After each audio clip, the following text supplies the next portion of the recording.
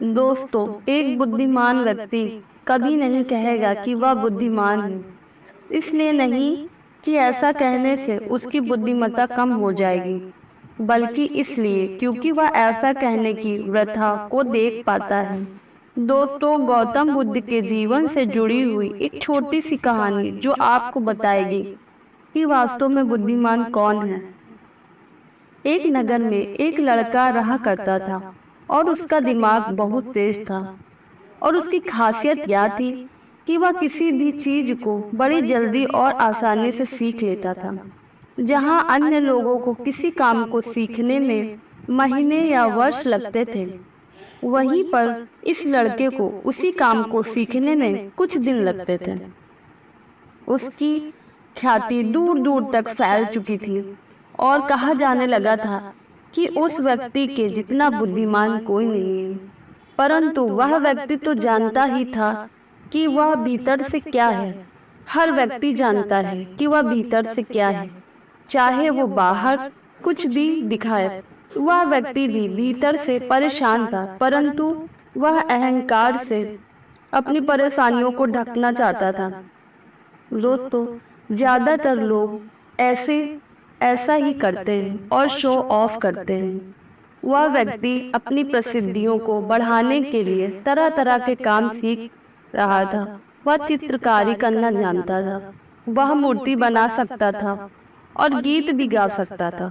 और वो दुनिया जहान का हर वो काम सीख चुका था जो उसने अब तक देखे हुए थे। इसलिए उसे अपनी बुद्धिमत्ता पर अहंकार था, क्योंकि कोई भी साधारण आदमी एक काम नहीं कर सकता, दो काम कर सकता है, ज्यादा से ज्यादा तीन काम कर सकता है, परंतु वह तो सैकड़ों काम कर सकता है और बहुत अच्छे से कर सकता है। इसलिए उसे अपनी बुद्धिमत्ता पर अहंकार था। वह इस बात को अंदर ही अंदर मान चुका था कि उसके जितना बुद्धिमान इस दुनिया में कोई नहीं है। फिर एक दिन उसका सामना गौतम बुद्ध से हुआ। उससे पहली बार एक ऐसा व्यक्ति दिखता है जिससे उसे ईर्ष्या होती है। अब तक उसने ऐसे लोग देखे थे जो उससे ईर्ष्या करते थे, और जहाँ ईर्ष्या होती है वहाँ तुलना का होना निश्चय होता है। वह व्यक्ति अपनी तुलना गौतम बुद्ध के साथ करना शुरू कर देता। वह देखता है कि बुद्ध के पास तो एक भिक्षा का कटोरा है, और लेकिन उसके पास धन की कोई कमी नहीं है। बुद्ध के वस्त्र तो साधारण से हैं, परंतु उसके वस्त्र बहुत कीमती हैं। बुद्ध तो जमीन पर नंगे पैर चलते हैं, परंतु वह नंगे पैर नहीं चलता। इसी तरह से वो आदमी सैकड़ों चीजों से अपनी तुलना गौतम बुद्ध के साथ करने लगता है, परंतु हर तुलना के बाद भी वह पाता है कि उसकी ईर्ष्या बुद्ध के प्रति एक प्रतिराध भी कम नहीं है। वह व्यक्ति मन ही मन सोचता है कि इस बिच्छू से अपनी तुलना क्यों कर रहा हूँ, जबकि मेरा जीवन इससे 100 गुना बेहतर है। लोग भी बुद्ध का सम्मान कर रहे थे। आखिर इसके भीतर ऐसा क्या है जो मुझ में नहीं है, और जिसके कारण मेरे भीतर इसके प्रति ईर्ष्या है। बहुत देर उसके मन में उलझन रहने के बाद वह व्यक्ति तय करता है कि वह बुद्ध के पास जाएगा और उनसे पूछेगा कि उनकी उपलब्धि क्या है। वह व्यक्ति अपने सेवकों के साथ बुद्ध के पास जाता है और उनसे कहता है कि मैं इस इलाके का सबसे बुद्धिमान व्यक्ति हूँ, और आप अपने आसपास जो देख रहे हैं मैं वो सब करना जानता हूँ। किसी भी कार्य को सीखने में मुझे बहुत ही कम समय लगता है। सभी लोग मेरा सम्मान करते हैं, परंतु इन सब के बाद भी मेरे भीतर आपके प्रति ईर्ष्या है। मैं आज जानना चाहता हूँ कि आपकी उपलब्धि क्या है। ये सब लोग आपका आदर सम्मान क्यों कर रहे हैं। उसके बाद बुद्ध कहते हैं कि वैसे तो मेरी कोई उपलब्धि नहीं है, परंतु तुम कह सकते हो कि मेरी एक उपलब्धि है। वह व्यक्ति पूछता है कि क्या मैं जान सकता हूँ। तो फिर बुद्ध कहते हैं कि मेरी एक उपलब्धि है कि मैं सभी उपलब्धियों को छोड़ चुका हूँ। वह व्यक्ति बुद्ध से पूछता है कि मतलब मैं कुछ समझा नहीं।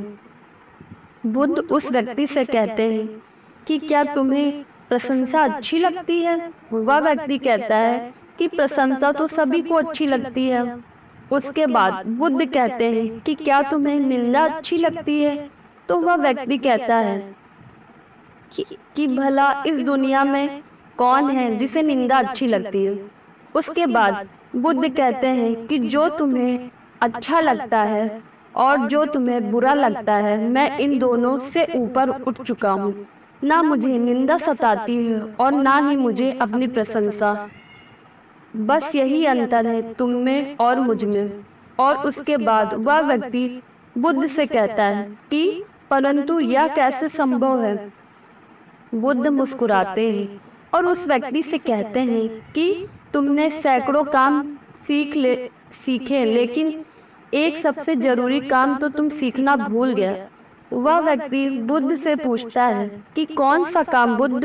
बुद्ध कहते हैं कि अपने मन को नियंत्रण करना। क्या तुम्हें आता है? बुद्ध की यह बात सुनकर वह व्यक्ति समझ जाता है कि ईर्ष्या का यही कारण है। उसके बाद बुद्ध कहते हैं कि जिस व्यक्ति ने सारा जगत को जीत लिया लेकिन अपने मन को नहीं जीता, उसने कुछ भी नहीं जीता। और जिसने अपने मन को जीता परंतु अपना सब कुछ गवा दिया, फिर भी उसने सब कुछ जीत लिया। क्योंकि वास्तव में बुद्धिमान व्यक्ति वही है जो अपने मन का शासक है, वो नहीं जो अपने मन का गुलाम हो। गौतम बुद्ध के इन शब्दों को सुनकर उस व्यक्ति का अहंकार टूट जाता है और वह व्यक्ति बुद्ध से कहता है कि क्या आप मुझे अपने मन को जीतना सिखा सकते हैं? बुद्ध कहते हैं कि अवश्य सिखाएंगे, परंतु मैं तुम्हारी सभी उपलब्धियों को छीन लूंगा।